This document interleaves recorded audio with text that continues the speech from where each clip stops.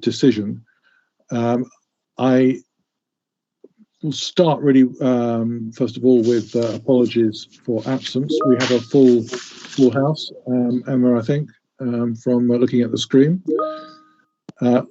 Second item we need to just deal with is any declarations of interest. So I'm looking at my screen at the moment to see whether any hands are waving. I can't see any, so there's nothing to disclose there.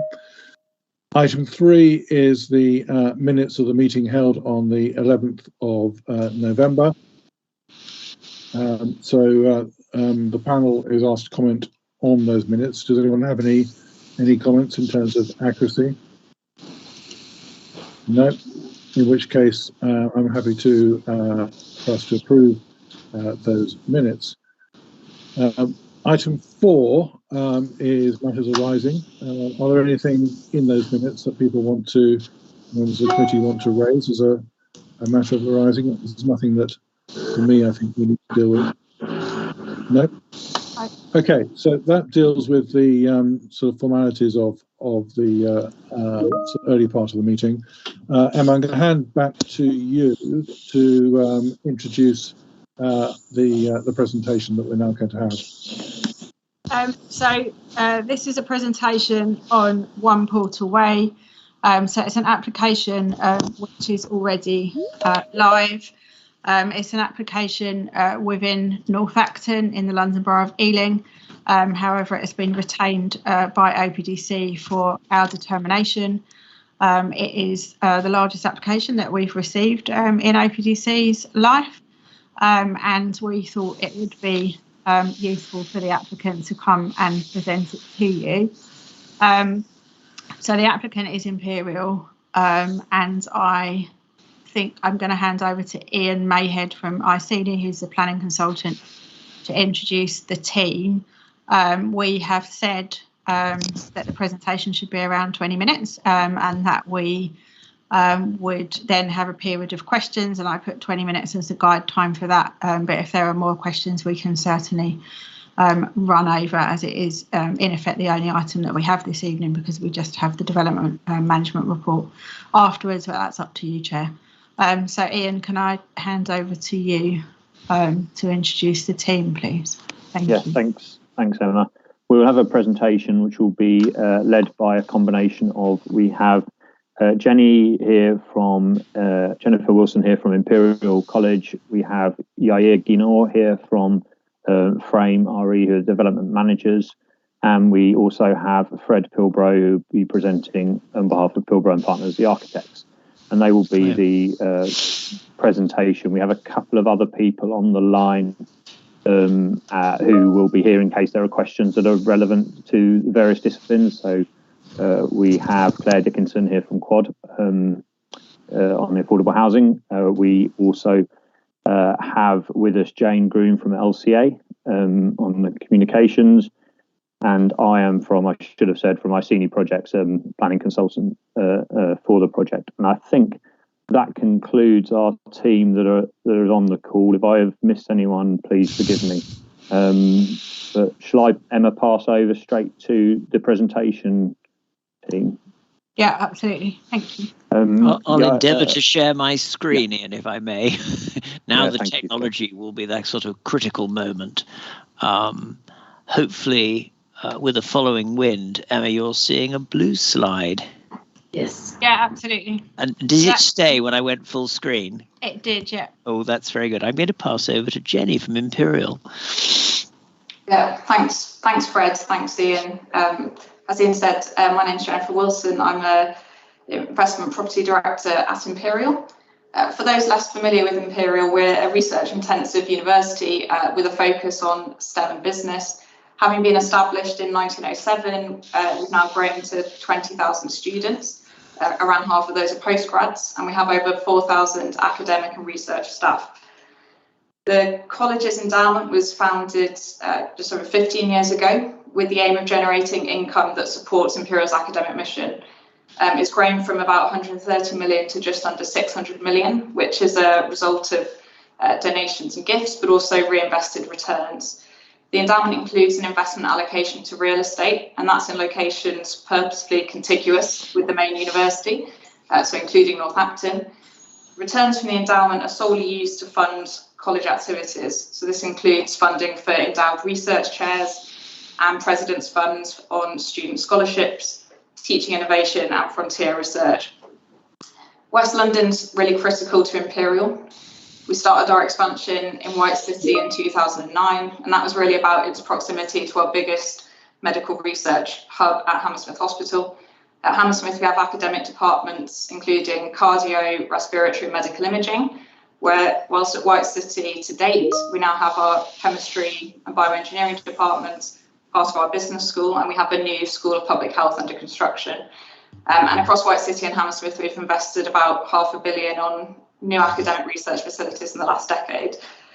White City's got a mixed-use ethos, so alongside research, we have developed new homes and also two major office and science innovation businesses for businesses complementary co-locating with Imperial. But those buildings are actually now close to capacity.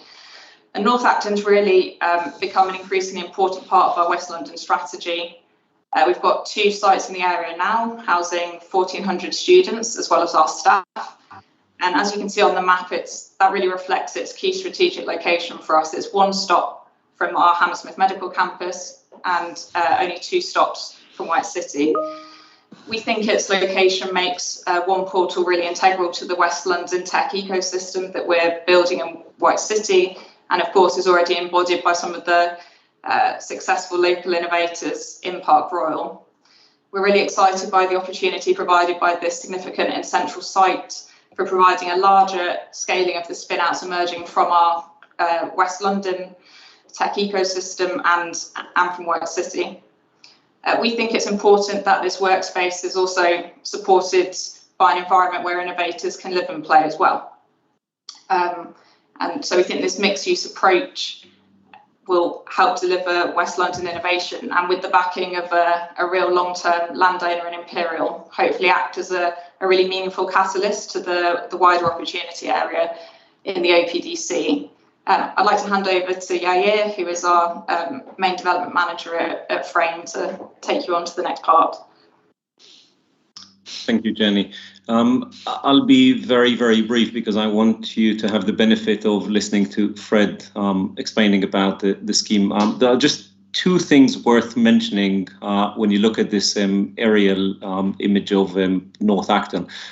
First of all, the location is very interesting, and as Fred will explain in a second, North Acton is a very unique character area. It has been identified as particularly suitable for height and density thanks to its proximity to major transport hubs.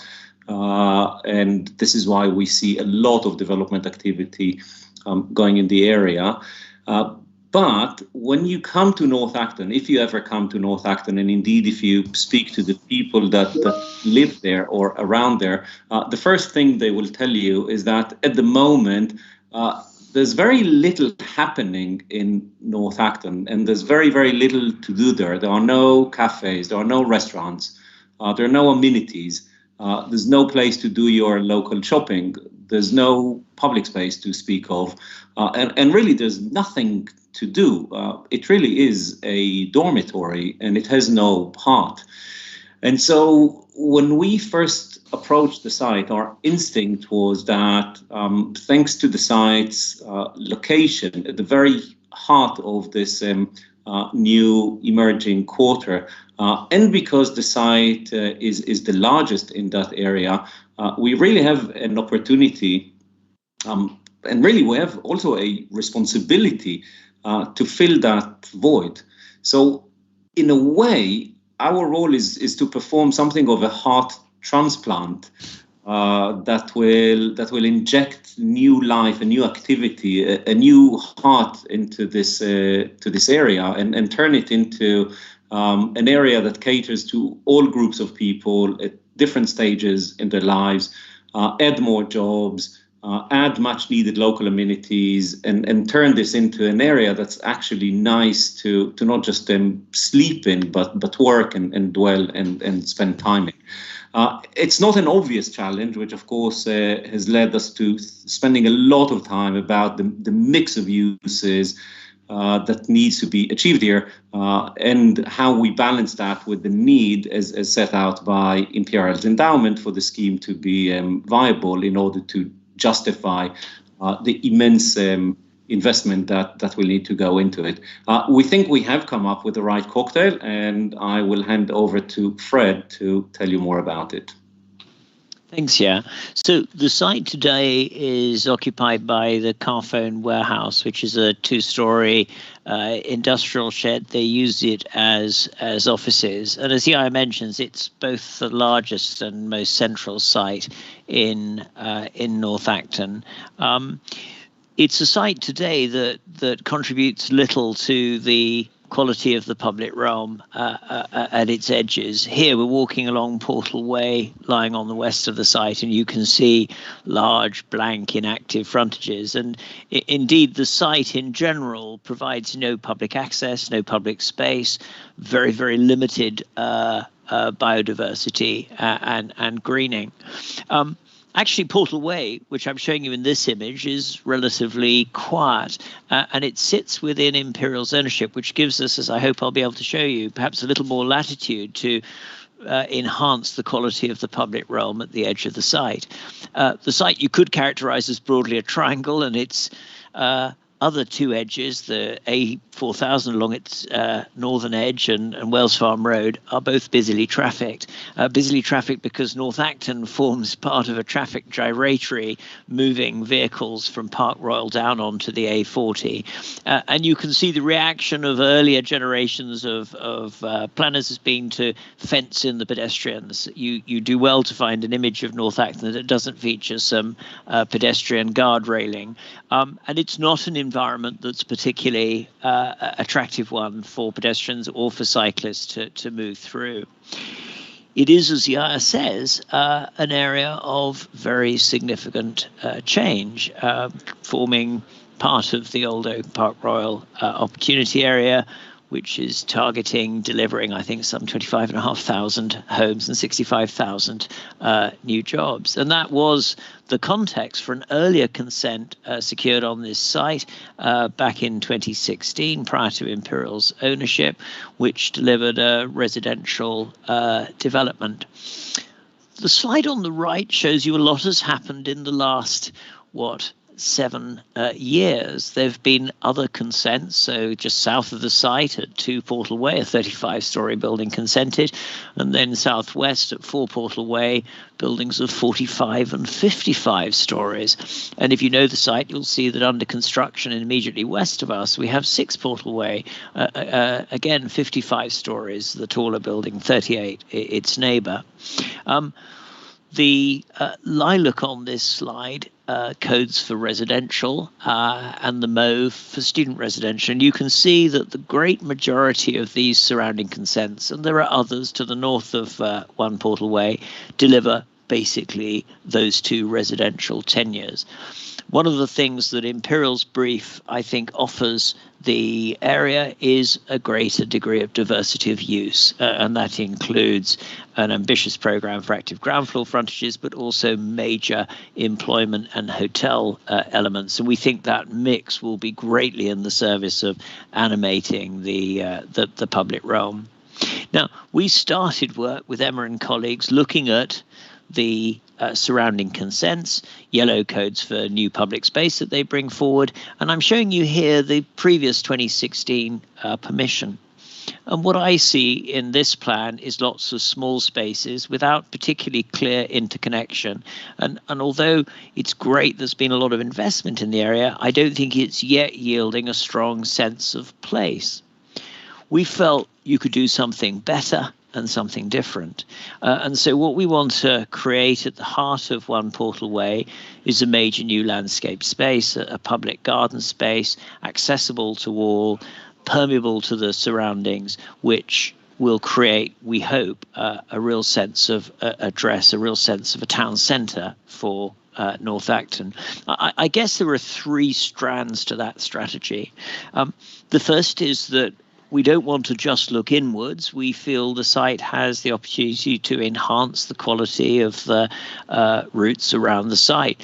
I mentioned Portal Way within our own ownership, but we also want to improve our frontage onto the A4000 and indeed the frontage onto Wells Farm Road to the east. Secondly, we want this central garden space to be a major asset to the wider neighborhood, increasing biodiversity, but also creating a wide variety of spaces for play and relaxation. And thirdly, we want to make all of this accessible. And we've worked with pedestrian movement specialists to understand what are the desire lines across the site and how can we link those routes across this new garden space at the heart of the site. Urbanistically, we want to create well-scale buildings that frame the surrounding streets, what I would describe as good street wall buildings. And they're not only providing a frame for the perimeter of the site, but they're also a frame for the garden space at its heart. And then we think there's a role for taller buildings, and we're suggesting 3 tall buildings at the apexes of our triangle, and they serve to mark points of connection into and across the site itself. And each of those 3 tall buildings are associated with a new public space. We call these portal spaces, I guess inspired by Portal Way.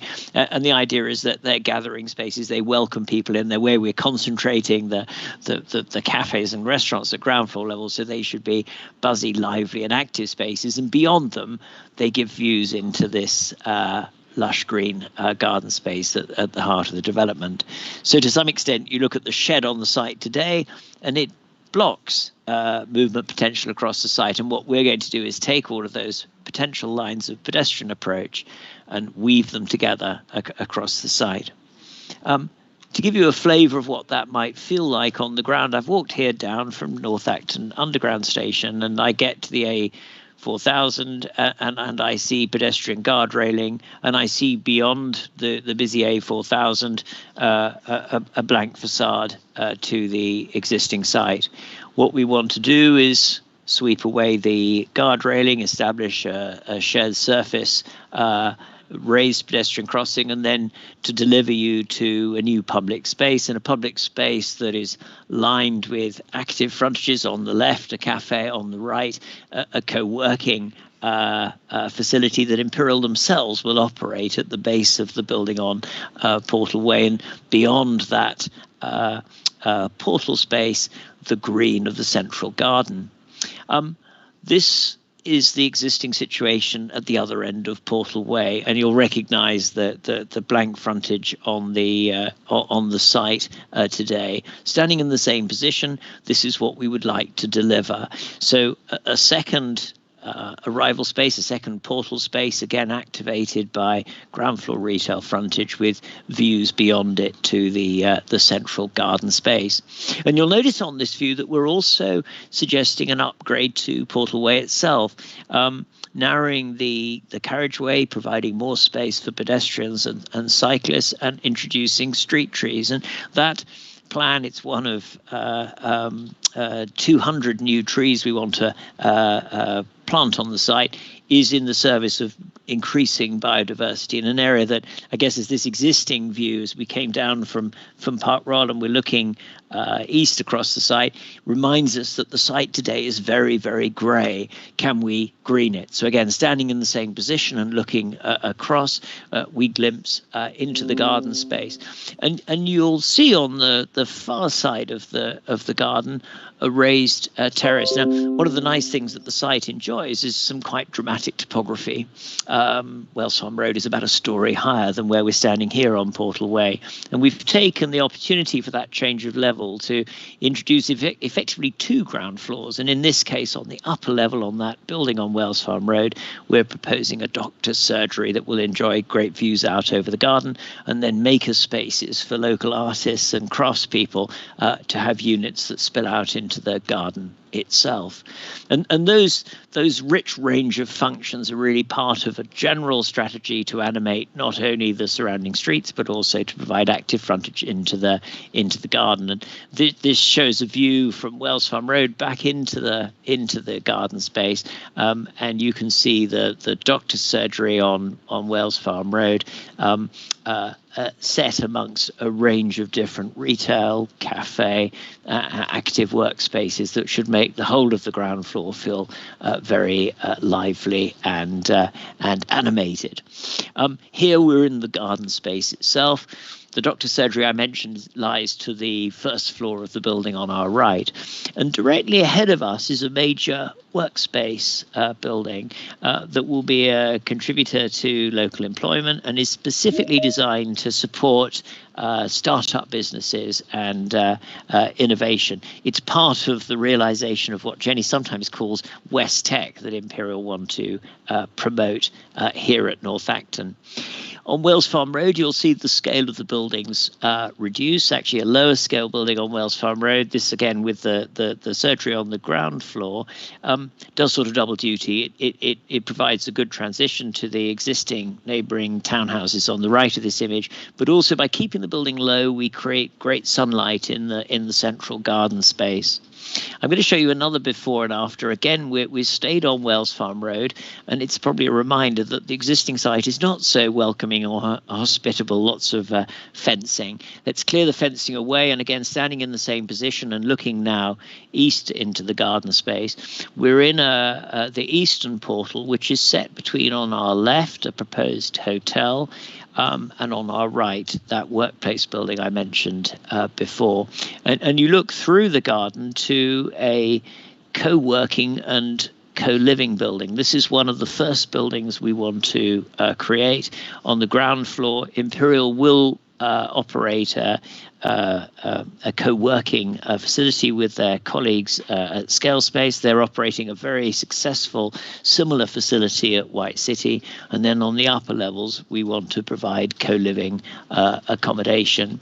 This is the Scale Space facility that Imperial run at White City. And it's been a great point of support for innovation and young companies starting out on their journey of success.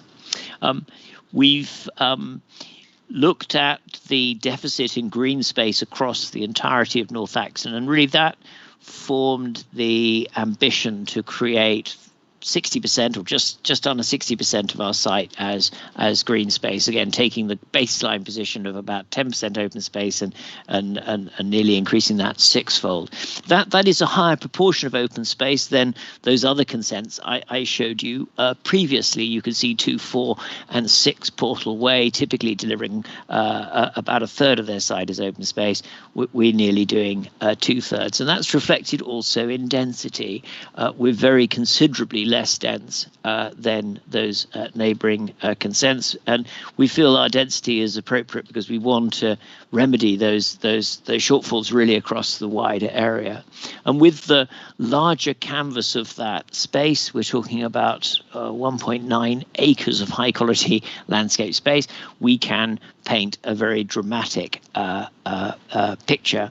And we've been working with Dutch landscape architects, West 8, who are enormously creative and energetic designers, and they're creating the setting for both the wide variety of activities to take place within these new garden spaces for play, for relaxation, for leisure, or other activities, but also creating a great variety of ecological habitats. We have a pollinator garden. We have a wide range of different species on the site, and we want to enrich biodiversity across those 1.9 acres. And this is just some of the material that West 8 have been collaborating with us to deliver, to give you a sense of the range of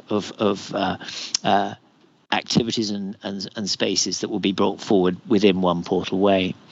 Now, Imperial have set us ambitious environmental targets. We've followed the GLA's hierarchy of be lean, be clean, be green. By be lean, I mean inherently energy efficient buildings that, through sound passive design measures, moderate the external climate and limit energy usage. Be green, we're all electric. Be green, we have a high renewables component, including air source heat pumps, and the landscape I described at ground level is also extended up to the upper levels to roof gardens, and it delivers a 55% reduction in operational carbon in relation to Part L requirements for the residential elements, and the non-residential elements will all be designed to BREEAM Excellent. So what will it look like as a part of a townscape that this image here shows you the consented schemes at North Acton, and we are really reinforcing an existing cluster of tall buildings. And I guess it's important to say that we're neither extending the width of that cluster, nor are we extending its height. So the tallest of our buildings, 55 stories, are lower than the consented buildings. And I think what I hope I'll be able to show you in a series of townscape views, we are consolidating an existing cluster, and I think enhancing its quality. Enhancing its quality through buildings that are slender in their proportion. We have a triangular plan form, perhaps appropriate for a site that itself is triangular. And the nice thing about those buildings is they then read as very slender and distinctive elements within the townscape. So coming out of town on the A40, the existing context of consented buildings, and then the Portal Way proposals, again reinforcing the centre of the cluster. And I think that's a relationship that you see here also from North Acton playing fields, a group of consented buildings, and then we reinforce the centre of that cluster. I'll take a couple of other examples. Go the other way out into town now along the A40 on Western Avenue. Again, we're a fairly subtle presence, reinforcing the grouping of tall buildings within the North Acton cluster. Similar relationships here at Wormwood Scrubs, where again we nicely consolidate the centre of the cluster, and I think build a well-balanced organic form for these tall buildings. And it feels appropriate that the distinctive architecture of the Imperial building serves to frame then this central garden space at the heart of North Acton. From the cemetery, again, you see similar relationships pertain, and this gives a architectural elevation of the buildings. You can see the buildings are lower than the consented neighbours at 4 Portal Way, and I hope form an attractive and harmonious grouping.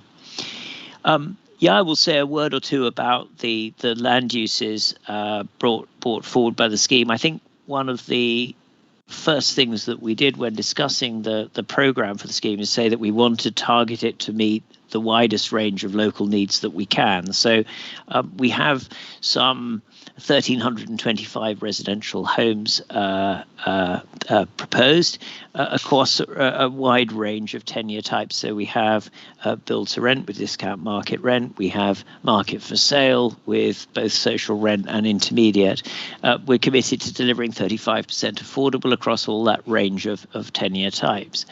But we also have, and I guess this is unusual in the North Acton context, a really significant employment element, including the office building I showed you on the north of the space, and the building which we've proposed on Wells Farm Road, which is either hotel or potentially office. It forms part of the outline element in the application. So the diagram on the lower right shows you in the red the first phase proposals which are applied for in detail and will be the first buildings to construct. And you'll notice that we deliver the central garden as part of those works. And then in a later phase, in outline, the buildings shown here in blue. Yeah, I don't know whether you wanted to say a word or two about perhaps consultation and I'll pass over to you. Oh, you might be on mute. Apologies for that. Thanks, Fred. I will just add a few words on consultation. Our approach to consultation is one of appreciating that we don't really know enough about the area.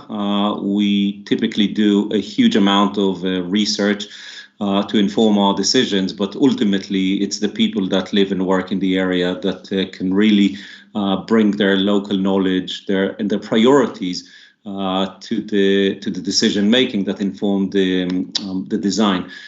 So we set out on a program of continuous engagement with the public that started with the listening phase back in March, where we went out and met all the important residents groups and indeed all our neighboring developers in the area. We continued by having 2 public exhibitions, one in May, where we presented the emerging concepts and sought feedback, and then another one in July, where we presented the more developed ideas, and again asked the community for their ideas and responses. We held 4 webinars for those people that could not physically attend the public exhibitions. We held over 15 meetings with local groups. And importantly, we saw the Ealing's design review panel 3 times and OPDC's community review group twice. In both cases, we had very meaningful responses that came back. All in all, we engaged with over 80,000 people by social media, and almost 2,000 people visited our website, with 200 people completing our surveys. Now, these numbers don't mean much, but what is important is the quality of the feedback we received. And there were really a number of things that came back time and time again in those meetings. The one is, again, reinforcing something that you've now heard a few times during this presentation, the utter lack of any meaningful public space in North Acton, and therefore the very strong support for anything that we can add in that respect. In our last digital survey, we had 85 people of the respondents supporting strongly the proposal for a green heart in North Acton. And when we asked people what other uses they wanted to see, everyone supported a mix of uses, jobs, but what again came back very strongly was the support for a local health clinic, with 88% of respondents, in addition to addressing local needs such as supermarket and shops. So hopefully we can demonstrate that we have not only listened but responded and made changes to the scheme to address those local needs. This, I believe, is the end of our presentation, and hopefully we have enough time to answer your questions. Shall I stop sharing here so we can see one another? Excellent, thank you. Fred, thank you very much for that. I think we might as well just, Emma, unless you want to say something from an officer perspective, we might as well just dive straight into questions from panel committee members. Yeah, I mean, I think only, I know it was in the presentation at the beginning, but just to remind people that there is an extant consent on this site. It had quite a long implementation period, so it's still valid. And then and this site is a site allocation in OPDC's draft local plan, and it's an area that's allocated for tall buildings within it too. So just to clarify that. Thank you. Okay. So who is going to start? I see one hand shooting up. Gordon. Thank you, Chair, and thank you to the team for the presentation. Probably for Fred, I've got a macro and a micro question. First of all, I'm keen to know if the scheme has changed during, from when you sort of first started discussion with officers. I think it's rare that we get presented with something that's exactly the same as you started. So hugely, yeah. Just be interested in if you could tell us how it's evolved and what's changed. And whilst you're thinking of that, the micro is I applaud the approach to trees in Portal Way, but I had a scheme in a former life where trees were presented as part of the planning application, which was welcomed, but then after going through and getting to delivery stage, we were told there are services in the street underground and you can't have trees. So I was just curious as to whether there'd been any investigation on that level.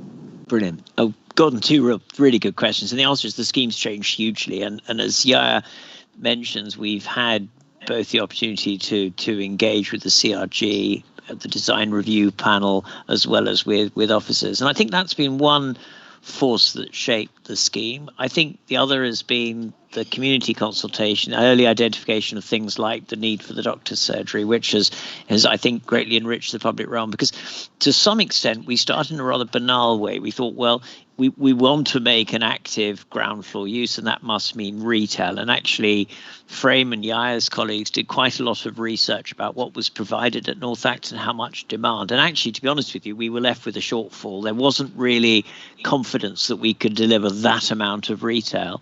But as we got involved in discussions about what other community uses were needed, I haven't mentioned it, but we're also looking at a nursery. And also the opportunity to bring Imperial more directly involved in running the co-working facility on Portal Way. We were able to, I think, get a better balance of uses, not all retail, because I think you have seen schemes which want to deliver retail, and in the end you end up with sterling board because they can't lease the units, right? So we've moved from a kind of rather simplistic scheme to a much richer one. Gosh, there are myriad areas where the architecture has responded from that dialogue.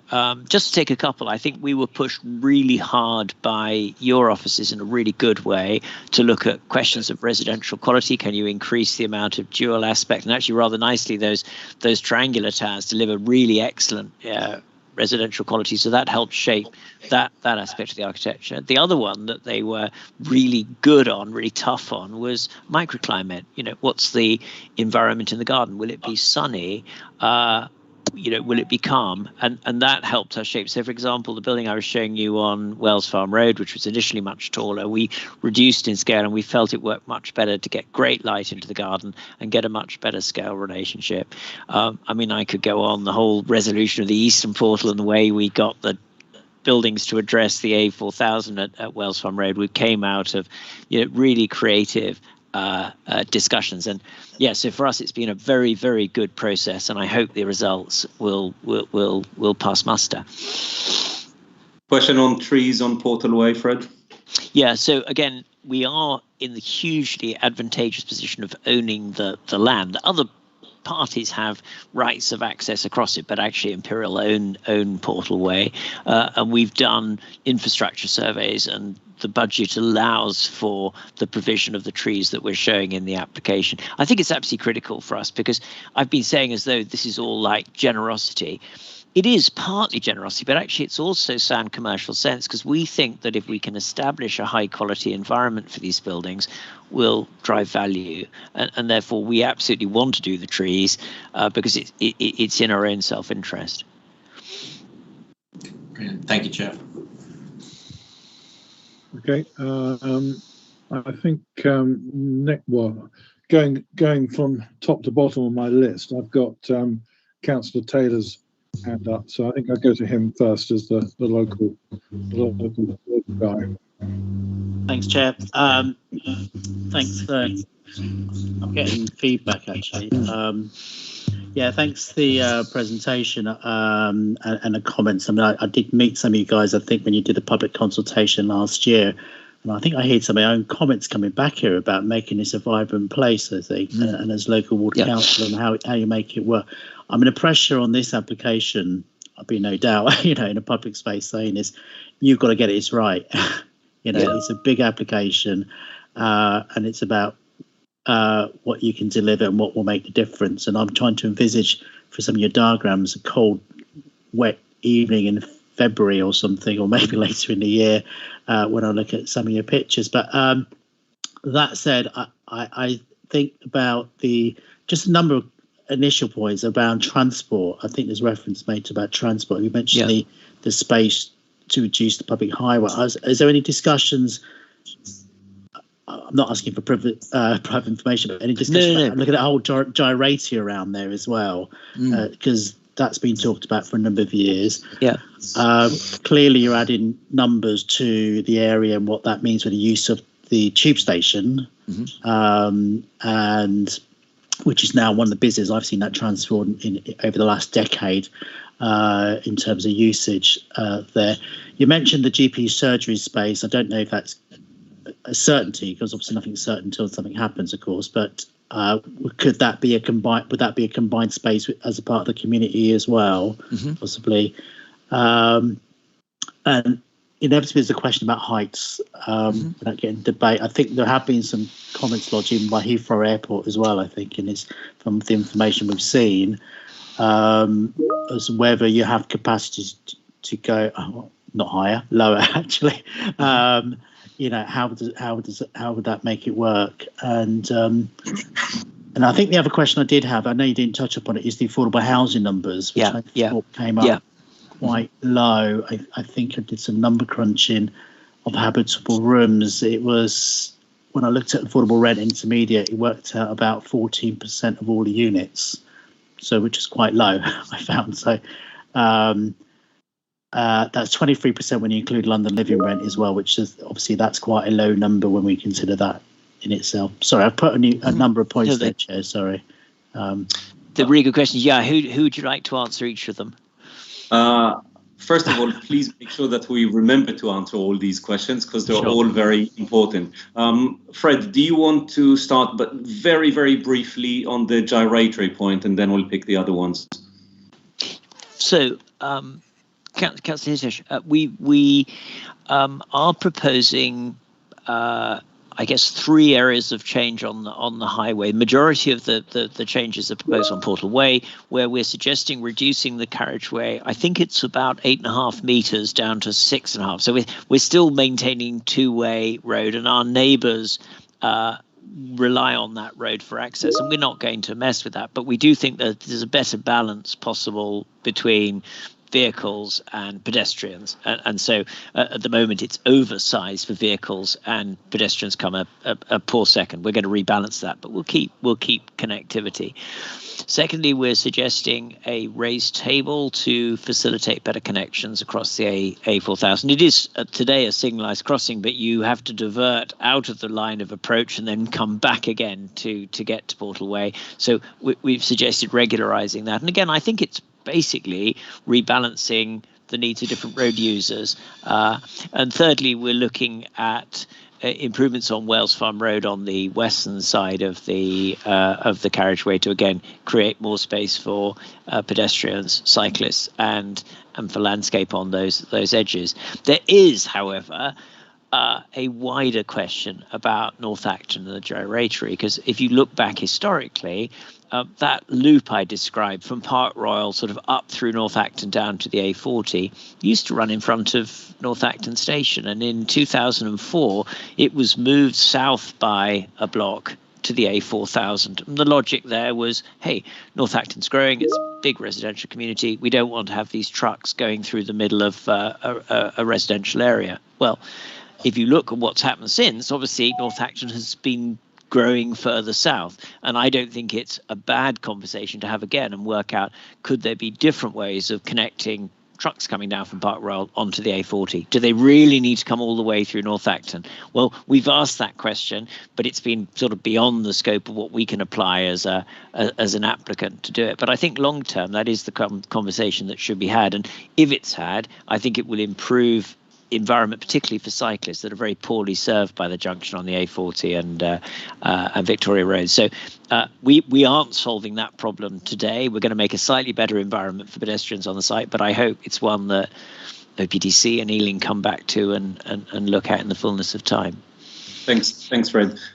We had a question on affordable housing, and I will ask Claire Dickinson from Quad to pick this one up. Claire, over to you. Good evening.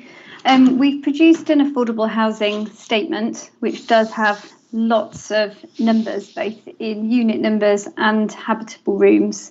So we're completely transparent on all of our numbers. Just as a starter, we've worked really, really hard to make sure we're policy compliant.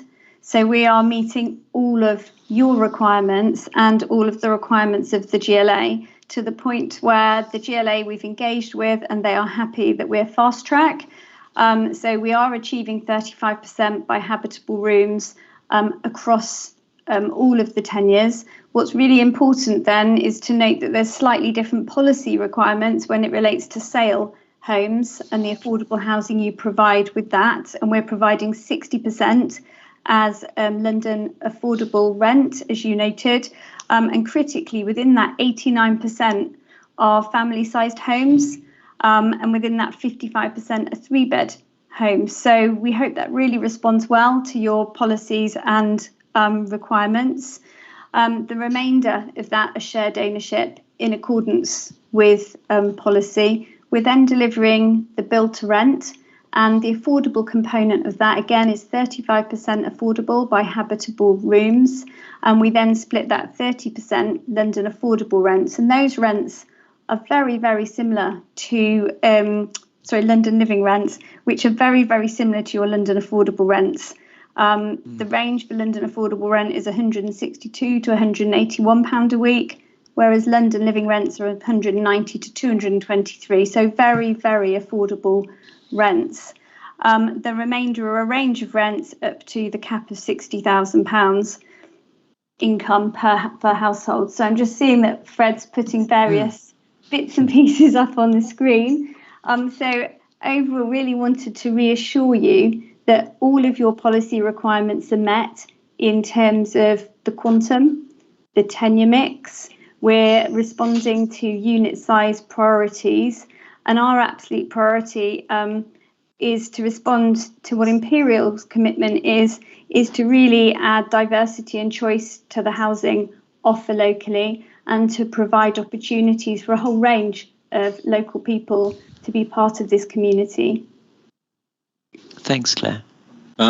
Just to make sure, did that answer the question, or should we spend a minute or two more on that, because it's such a fundamental point?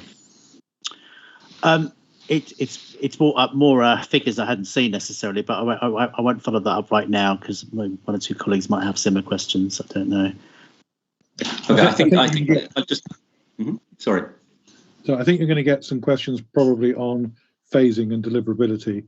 But let's go on to that. So I'm going to go to Councillor Harcourt. Sorry. I think that there was one third question which we haven't picked up yet. The GPs. Councillor Taylor on the height and the height as well. Right? Yeah. Okay.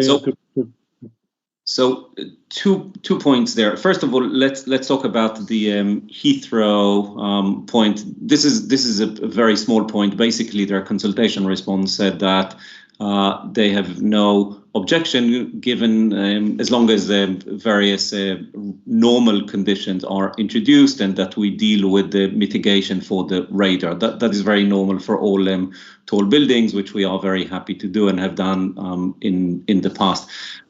As for the question of why the buildings are the height that they are, I think Fred talked a lot about fitting into an already existing cluster. Fitting in with that and complementing it. Perhaps the other side to it is the commercial imperative that Jenny talked about right at the beginning. The site is owned by the endowment.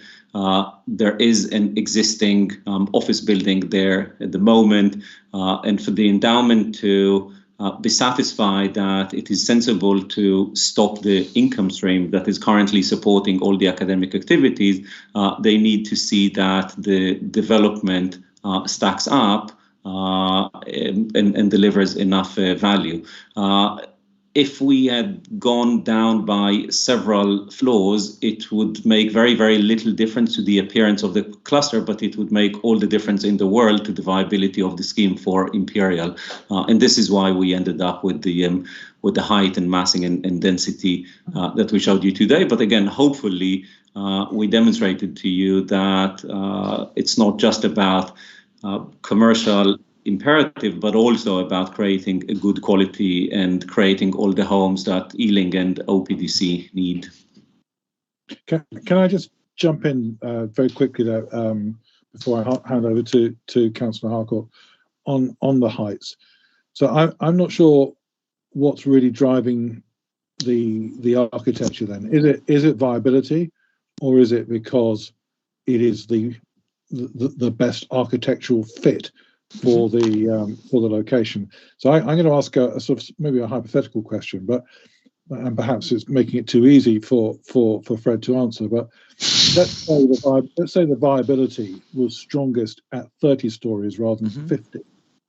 Would the architectural input be still pushing for the scheme as it looks now, or would you as an architect be happy with 30 stories?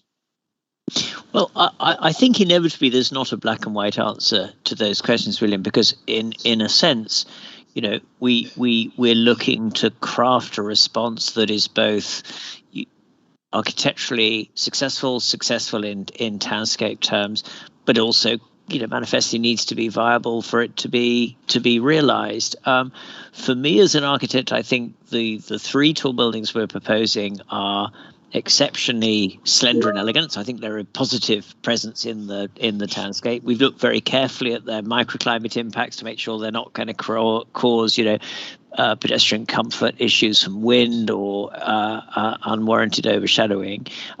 I think they're successful because they contrast. We have the street walls, scale buildings that frame the edge of the site, and then you have the contrast of these very slender but very tall buildings. Arguably, there's a case that they ought be a little taller because we are framing this major new space. We're saying it's the heart of North Acton. Would you expect from an urban legibility that therefore we're the tallest buildings in the cluster? Well, we're not. We're content to be sort of in the centre. I don't know. I look at the townscape views. I think we look pretty comfortable and we look like we're a positive addition. I mean, this big discussion around tall buildings and their role in sustainability. We're working very hard to deliver high quality but also high performance buildings, and I think what they allow us to do is create a lot of big, generous, open, valuable public space and still achieve the density targets that are sought for in the opportunity area. I don't know, does that answer your question? Probably not. Probably not, but let's move on. So, Councillor Hartwell. Thank you, Chair. Good afternoon, everybody. A couple of questions. I can see there's quite a few people waiting to ask questions, so I'll try and be quick and limit the number of questions that I have. I suppose the first one is your be lean, be clean, and 55% reduction in operational carbon. Yeah. In terms of things like embedded carbon and construction, could you tell me a little bit about what you're going to be doing in terms of things perhaps like low carbon concrete, which is being discussed now, and what else you can do to keep the clean bit in the operational phase as well? Incredibly important question. Really important question, and a question that we as a practice are particularly interested in. And we're a little further down the line. You may be aware we're designing a 28-storey building next to the Shard, and there the embodied carbon was calculated at 650 kilograms of carbon per square metre. That's pretty good. Now, having finished detailed design and having partnered with a contractor to deliver that, we're confident we'll get below 400 kilograms of carbon per square metre, so that's well below even the LETI targets. Low cement or SEM-free concrete is something we're looking at. So we've done some workshops with Mace, amongst other contractors, to look at their what's called DFMA approach, so design for manufacture and assembly. Mace have been pioneering the use of electric arc furnace sourced steel, working with SEM-free concrete. That is the route map to get below 400 kilograms of carbon per square metre. Imperial are super enthusiastic about using cutting-edge technologies to produce sustainability outcomes. So we will be working with a very willing client as we get into the next stage of design, and we want to push the envelope on embodied as much as we are on operational. And actually Imperial themselves, I think they've got 18 different companies spun out from Imperial that focus on sustainability in the built environment. So we'd love to also trial some of the work they're doing, for example, particularly strong in sensor technology to again yield lower operational carbon outcomes. But so it's a brilliant question. The embodied energy is incredibly important. Okay, thanks very much for that. One further quick question then is about fire and safety. Obviously, we all know about Grenfell, but I've been reading in the last couple of days about a 51-storey building in Canary Wharf, which is likely to have its planning refused because of safety around its fire escapes. What's your approach to that? Well, I think the first thing is to say that we hired a fire consultant day one, and we've worked with Mark Davison and his colleagues at Sweco on the development of the fire strategy for this building, which is fully compliant, indeed goes beyond current regulations. I don't know the detail of the Ballymore Cuba Street scheme, but just reading the LFB's comments, I'm going to say the London Fire Brigade are clients of ours, so we know them very well. Reading the LFB's comments, they felt that the approach to the assessment of risk on that project hadn't been integrated into the design process. Well, I think we've taken a very different approach. It's been part of the evolution of the design from day one, and we're very confident we've got it right. It's very critical to us because it also again underpins confidence and value in the scheme. Okay, thanks, Chair. I'll leave it at that. If there's time at the end, I do have a couple of other points, but let others get their questions in first. Okay, I'm going to go to Councillor Perez next.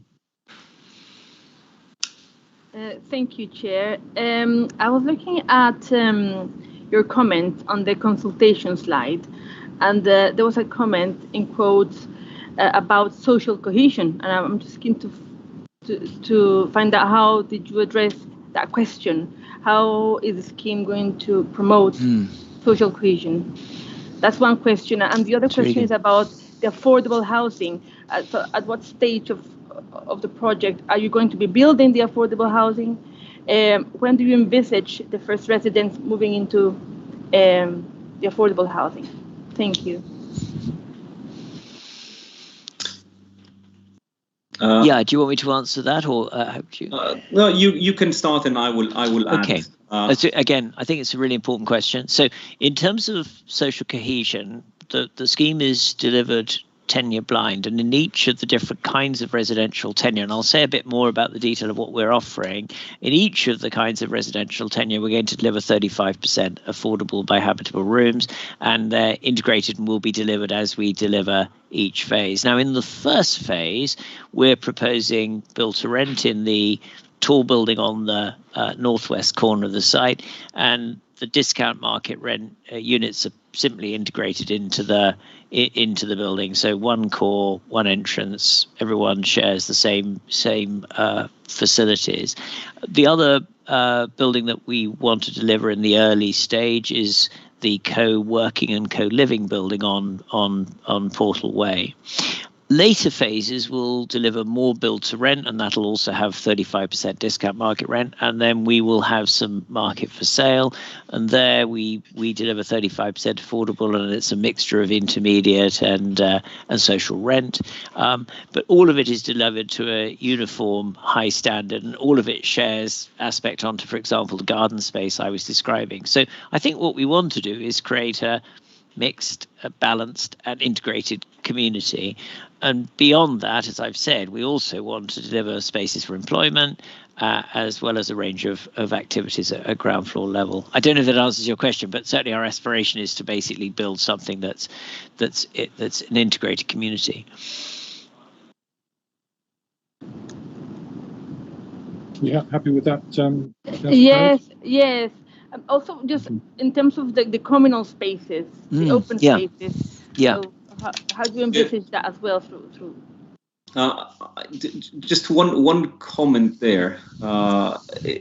Typically, and perhaps you will have glimpsed when you saw the consented scheme from 2016. Typically, what happens is that when new developments come around, each building will typically have its own private garden or communal garden that can only be enjoyed by the people living in that building. This is perfectly supported by planning policy. Indeed, it is encouraged by policy. But we've taken a very different route. We decided that we want to create as much public open space that is completely open and that can be enjoyed by anyone, everyone that lives in and around the scheme, and indeed all the communities that live around North Acton. So we worked very, very hard to make sure that all the common areas are public, are open, are available, and indeed that all the facilities and ground floor uses that we create are tailored to cater to the needs of the community. This is why we came up with the doctors' clinics, but this is also why we came up with the supermarket, which is a somewhat unglamorous use, but this is what the community told us that they needed because they don't have a place to do their local shopping. They talked about a weekend market potentially. So we worked very hard to integrate all of these comments into our design. And this public, this public space is going to be open 24/7. It's not going to be shut up at night, and it will have 24/7 security as well. That is correct. Yeah. Okay. I've got a couple of questions on that, but I'm going to leave that to the end. I'd like to go to Councillor Kelcher. Yes, thank you very much, Chair. I think the thing about going sort of last is quite a few of my questions around affordable housing and stuff have already been addressed. But I just would like to say I think there's affordable and there's affordable. I think when we sort of look at living rent, that's what really sort of makes the difference, particularly in sort of family size units in our part of London, and some of the shared ownership schemes which get badged as affordable housing in the same way, are really sort of less needed. So I just got, given that much of this has already been answered, just two quick questions. I think on the environment and the microclimate was mentioned. I think often when there's sort of tall buildings like this, there's a wind review and that kind of thing as well, because it can create wind tunnels. I just wonder what the feedback on that was. On the businesses, and I thought you talked about attracting local artists and making sure that, it's not boarded up and there's real people for it. Is there, any moves in place to give some affordable business rents to local businesses to facilitate that rather than just sort of relying on the open market? And then on the sort of co-living element, what affordable contribution will be made in lieu around that? So those are just my remaining questions.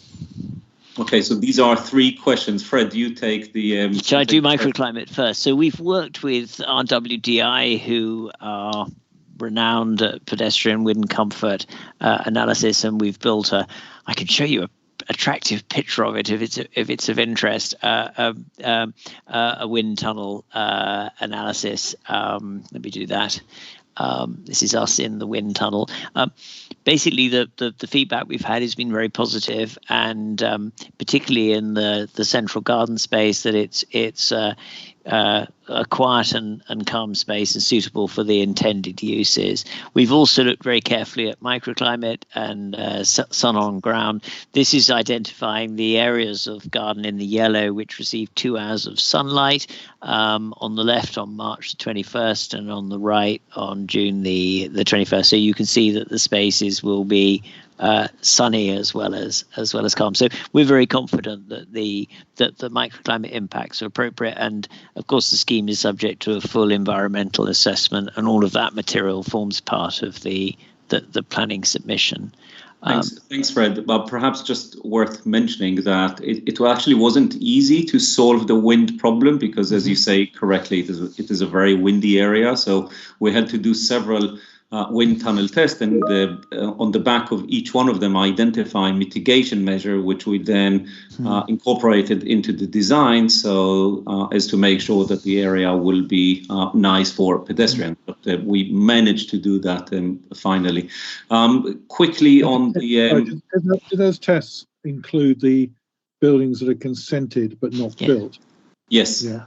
Both with and without. Actually, to be fair, we did a cumulative, but we also tested it on a standalone basis. I think 6 Portal Way, as you can see, is well on the way to construction. So I think we're fairly confident that will get completed.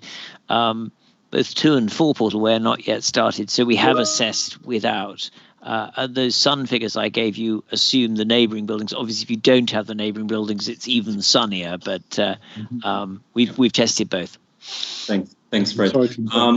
To answer the question about the co-living contribution, Claire, do you want to say a few words here?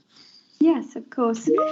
We again have followed policy, which is set out by the GLA in policy H16 of the adopted London Plan, and 35% of the co-living floor space is to be provided at 50% of market rent, and we make a payment on that basis in accordance with policy. Thank you.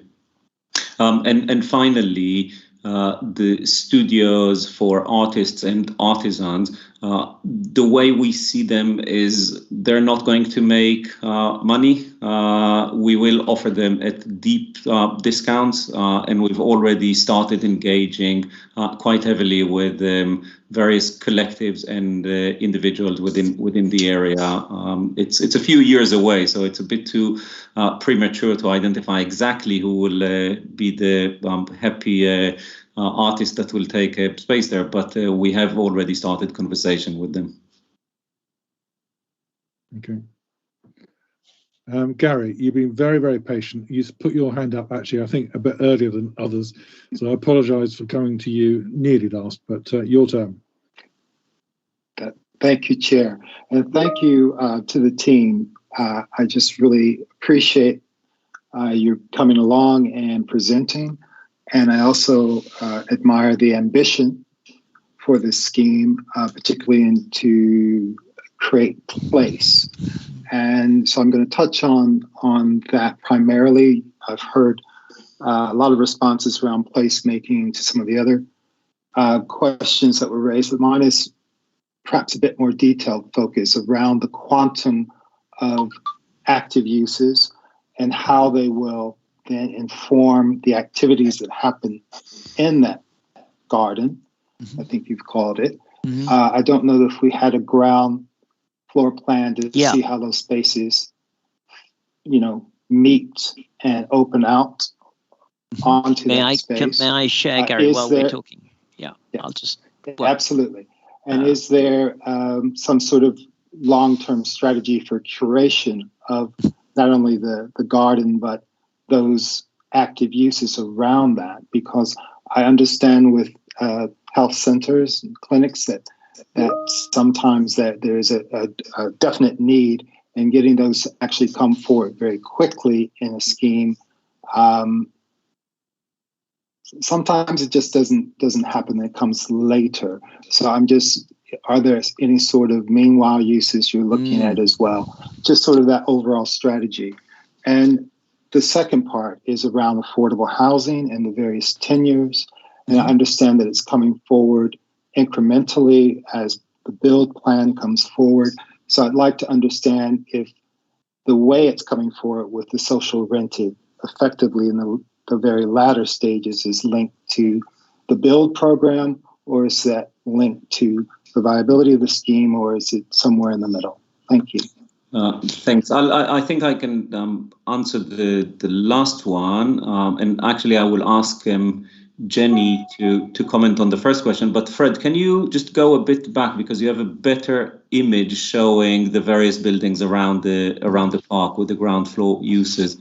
Excellent. Yes, so let me do that, because I guess, Gary, you were asking actually what's happening, and it's slightly complex ground floor, only in that because of the rising ground, there are really two ground levels, which I think is a positive. So this is the lower of those two, and just very quickly to get our bearings, the A4000, that raised table I described, and then coming into the northwest portal, we've got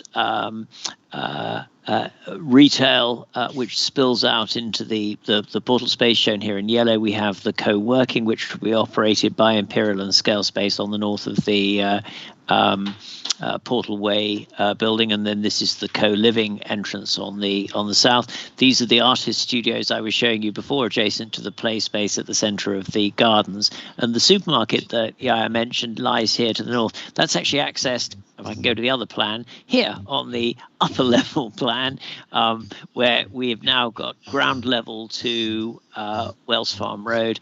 The doctor's surgery or the community use that we've been describing lies here in the Wells Farm Road building. This the lobby to the hotel, and yellow, as well as the entrance to the supermarket, we have further retail which spills out onto the eastern portal space, further retail which animates this end of the garden. So you can see there's quite a wide variety of different ground floor uses, and both levels hopefully will feel very inclusive and lively. The question of curation and actually how the facility will be operated, I think, Jenny, you're probably better placed to answer, because I guess White City gives a model for how Imperial approach operating their campuses and facilities. Yeah, absolutely. I think White City has taught us an awful lot actually over the last decade about quite how much active curation you need to do when you're in a new area with new communities. And I think we have changed our approach from sort of 2009 till now. So we have specialist staff teams who are employed to engage with the local community and engage with local businesses. And what we've done in North Acton is, well, one, we got a lot of feedback from our students who are already living there. So we know that they love the location in many ways. But the main feedback is about the lack of amenity, leisure and food and retail outlets in the facility. So the college overall has a great incentive to improve the placemaking in North Acton, not just about the viability of this scheme and making sure we can attract businesses and people that want to be on One Portal Way, but to support our existing community. And we've also reached out far earlier than, again, we might have done 10 years ago, to the existing community in Park Royal. So, for example, we've been working with the Park Royal Design Festival and working pretty closely with some of those local businesses to start to understand actually what's already in the community, and rather than coming in and saying we think, as a large university, we somehow know what Park Royal is and what it needs. Actually, what can you tell us? Because we've had first-hand experience of White City. I think, to be open, not quite getting it right in the first few years, and I think it's got a lot better. And we certainly want to bring that experience to North Acton. And we've also been talking with some of the other longer-term landowners who are also in North Acton about how we can work together in everyone's interest to better curate the spaces in North Acton. And we have to make it work on this scheme at the heart of it, because we've got the biggest opportunity to deliver for the area as a whole, which I think is why we're getting buy-in from our neighbouring landowners, including City and Docklands at 6 Portal Way, who are currently under construction. So I'm actually really encouraged by the vision that the group of landowners has, and what Imperial's experience from our own community and other communities are telling us about how we need to run that space in the future.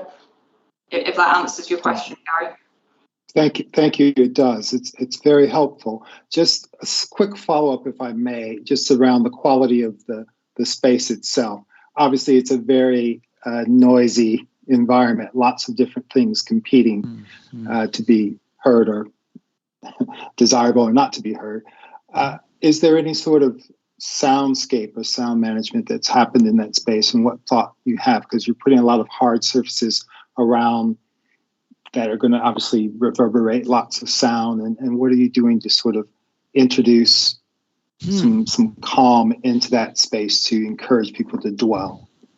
Very, very good question. And actually it's really interesting, because within the central garden space, and we've done quite careful acoustic analysis, actually the frame of surrounding buildings significantly mitigate the traffic noise. But I guess there's an exception. If you take the southern end of Wales Farm Road, where we have that garden right on the south, of course, it's open to the traffic on Wales Farm Road, and it will be, we recognise, noisier. And West State have proposed a water wall to create some background ambient and hopefully pleasant noise. And that water wall then links into a cascade which follows the paths down to that play space at the centre of the garden. So there is actually a desire to have some noise and movement from water in the area that might be more acoustically challenged. And again, that came from West State, actually. I confess they were sensitive to that issue of noise. I mean, I'm hopeful that the planting that we're illustrating on Portal Way, and we want to reinforce the planting on Wales Farm Road, will also hopefully act, if not actually directly screen vehicle noise, at least to give you a better, more civilized environment. I wonder whether it's unpleasant today because it's so hard. I mean, yes, it's noisy, yes, it's polluted, but you're also in an environment where there's no green. And I hope that, you know, the sensual quality of the street will be improved by all the planting. Fred, can you put up the image with the phasing plan? Yes, of course. Just the other question about the linking of affordable housing and when they are delivered. So I just want to explain. We have a total of 7 buildings as part of this proposal. And as Jenny can no doubt say, delivering 7 buildings in one go is a huge risk. Not even the largest developers, not the commercial developers in the country tend to do that. So it would be utterly imprudent to deliver them in one go, and not something that a responsible investor like the college endowment can do. So we designed the scheme to be delivered in a number of phases, and wherever we deliver a residential building, there will be an affordable housing component that is either in the building or associated with the building and delivered with it. In phase 1, we have the majority of the landscape area, and we have 2 buildings that are being delivered, as this plan on the right shows. It's the co-living, co-working building that Fred talks about, and this gives rise to a contribution, a monetary contribution, as we just discussed a few minutes ago. And we have the tall building on the corner, which we call Building A. This is a built-to-rent building, so entirely for rent, and so the affordable housing component that is associated with that is a discounted market rent that is contained within the building. And as Claire described previously, it will contain a whole range of different levels of discount to cater to local needs. Then in future phases, once this first phase is established and the residents have moved in and the landscape is there and the area is starting to take shape and this new heart of North Acton is starting to beat, we will start to introduce the other buildings, the commercial building, the other building on the corner, which is building C, as you can see here. This is a building residential for sale, and of course with the for sale element we see the shared ownership and the affordable housing provision that is associated with that. And finally, when we deliver the last build to rent building, this will have a DMR component as well. So in short, every time we deliver a residential building, be it build to rent or build to sell, there will be an affordable housing component that is delivered as part of that phase. Jenny, are you satisfied, or do you want to add something here about phasing and delivery? No, I think it's, it says it's, sorry, I'm getting some feedback. It's about delivering the scheme that makes the most sense to try and make it, the first phase is as viable as possible, while still, I think my brief to the team was make sure you deliver as much of the green space as possible in the first phase. And then with the second phase, really thinking about, what uses are going to be better in the long term as North Acton's developed as a particularly well-connected transport cluster. So it's been a very thought-through process about what's actually going to be deliverable, and justifying that to my endowment board when I've been talking through this scheme with them. So I hope we've got that right with the mix of uses and the order we're envisaging them. I really think we do, because it's been a good year and a half thinking about it. Steve, do you mind if I just jump in ahead as this drawing is up? Because my question was around the phasing of particularly of the open space.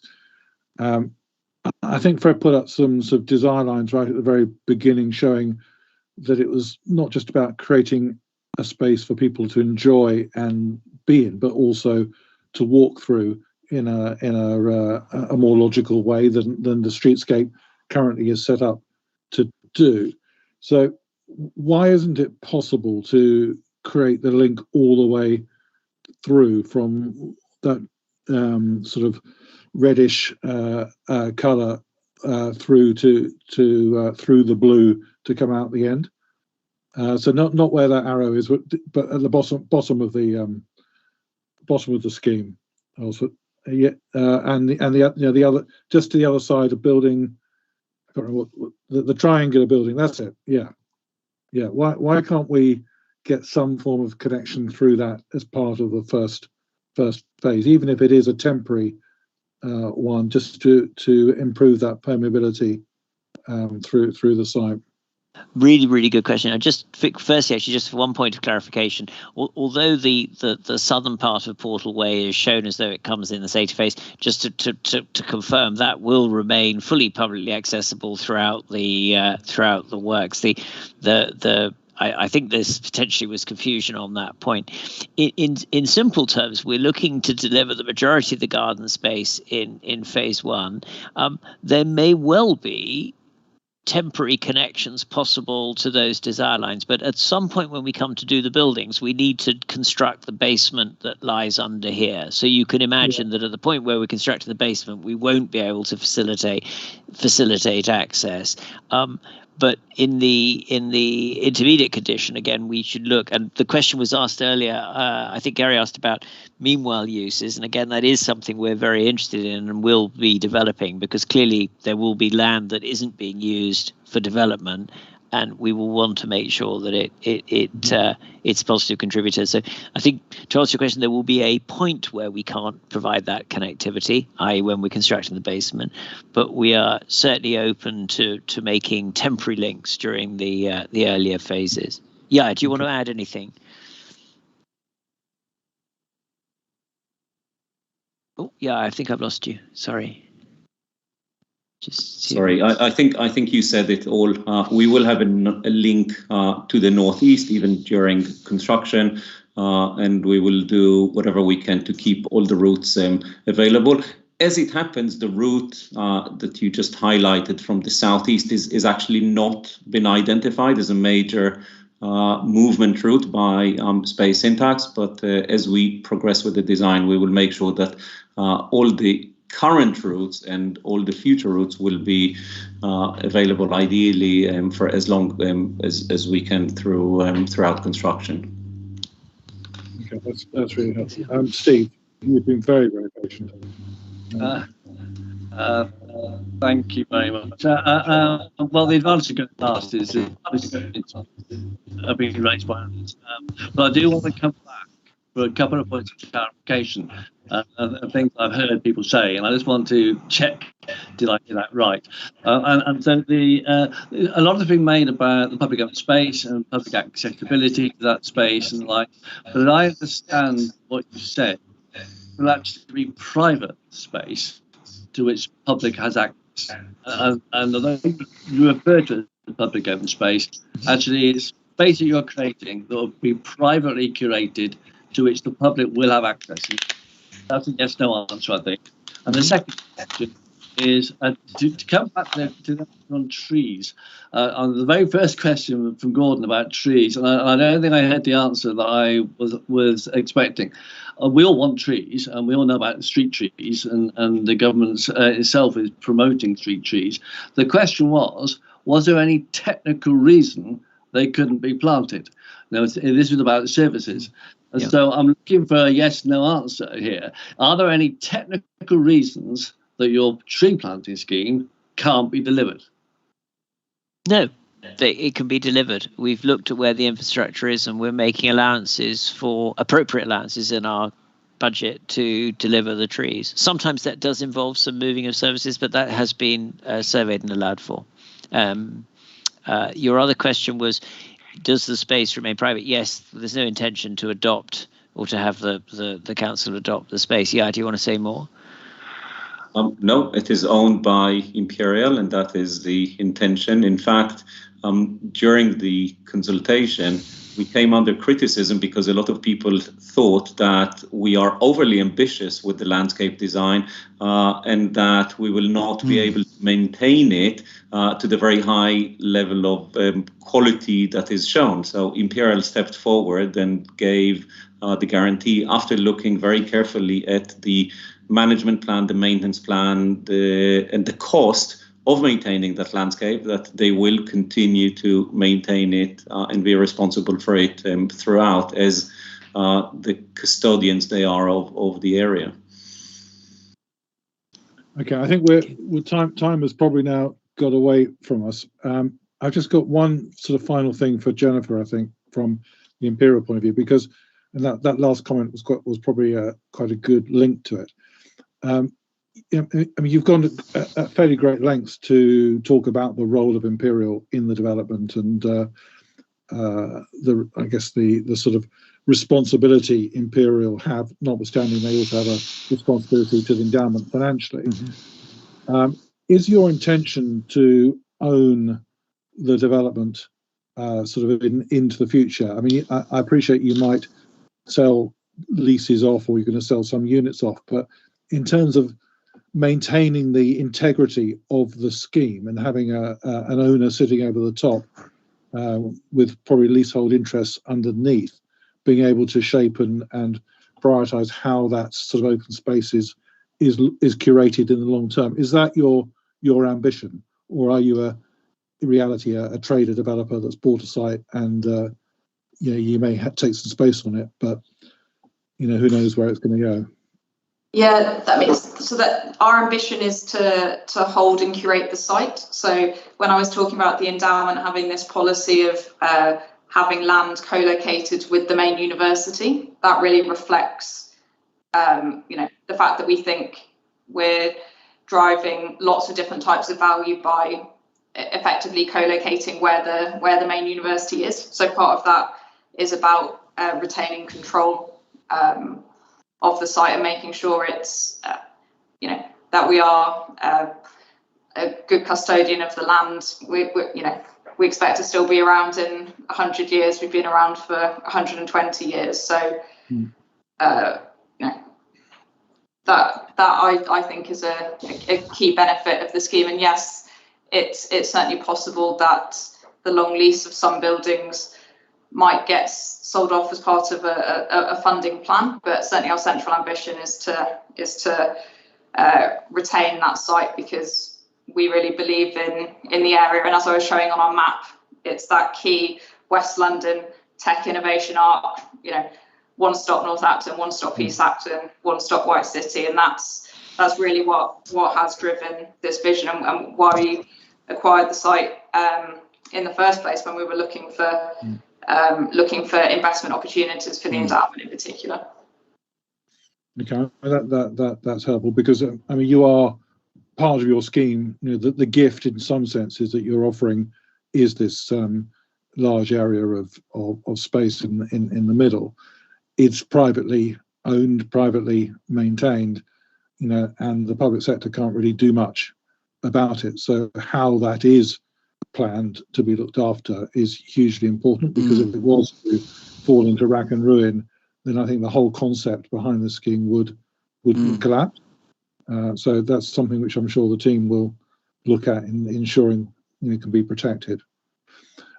Now, I know that a number of members of the public have been tuning in and listening as well. And we've had representations. You've obviously gone through a big consultation process. Could you just spell out for those members of the public who might have questions that they want to put? And obviously, this is a forum that doesn't allow that to happen, but they can get in touch with you. So could you give an email address or just remind people how they can get back in touch with you to ask any questions that they have? Yes, of course. Yeah, okay. Of course. First of all, we have a consultation website. A lot of members of the public have been using it, but for those who haven't, it's oneportalway.co.uk. It contains oneportalway.co.uk. That's correct. It contains all the necessary information about the scheme, our ambition, the history, the context, and the design evolution, and it has all the ways to contact us. Okay, perfect. All right, well, that just leaves me to say thank you very much to you and your team for coming along. I think 20 minutes probably was a bit ambitious, but it was, I think, hugely informative for all of us, and I say it was delivered very professionally, which we obviously appreciate. So thank you, and we will finish our meeting. I think we've got one more item on the agenda, which we should be able to get through quite quickly. So thank you very much. Thank you for the opportunity to present. Thank you. Thank you. Cheers. Good night. Okay, so that moves us on to item 6. Claire, you're going to deliver this, I think. You still yes, here? Thank you. I'm here. Yeah, I'm just going to share my screen. I've got a few slides to share. I'm just going to quickly give my apologies. I have another meeting, so I'm going to have to leave. I apologize. Yeah, sorry, my bad sharing to finish today. Sorry, apologies. Right, carry on, Claire. Okay, can you see that? Can everyone see that? Yeah, looking good. Okay, so so this is the regular development management update.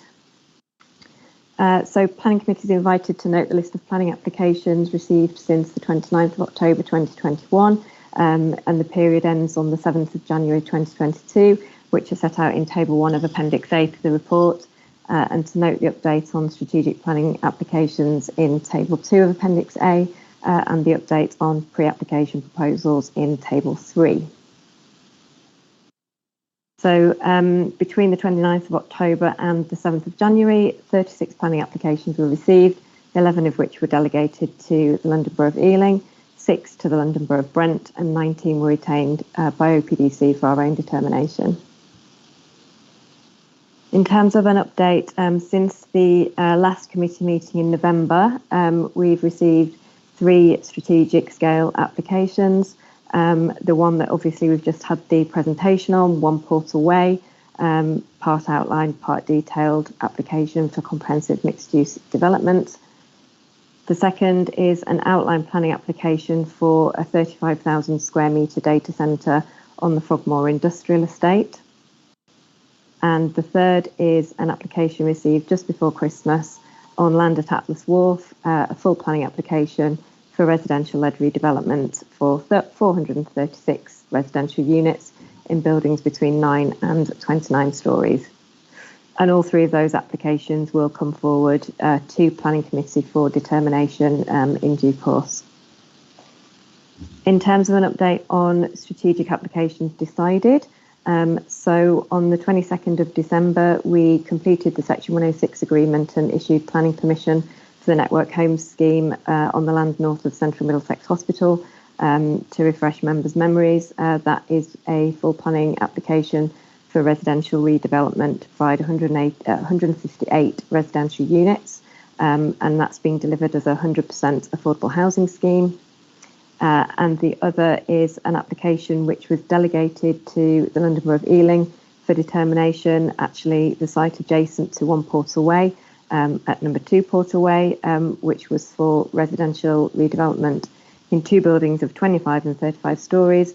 The Section 106 agreement was completed and the Planning Commission issued on the 23rd of December 2021. In terms of an update on pre-applications, so we currently have 5 major applications in the pre-application process at the moment. These are all as set out in the report. I don't have anything in particular to say about any of them, but I'm happy to take any questions. They're all the subject of planning performance agreements, and we're expecting applications to come forward on them in due course. And I think that's it. Okay. Any questions to Claire? No, thank you. That was very clear. Okay, that moves us on to item 7. Does anyone have any urgent business they wish to raise? I haven't been notified of any, but by all means shout if you have something. Nothing? Okay. Fine. Okay, so that leads us to the date of the next meeting, Thursday, 17th of February. And all being well, we will be meeting in person. Emma, is that correct? Correct, yeah, at Brent Civic Centre. Yeah, okay.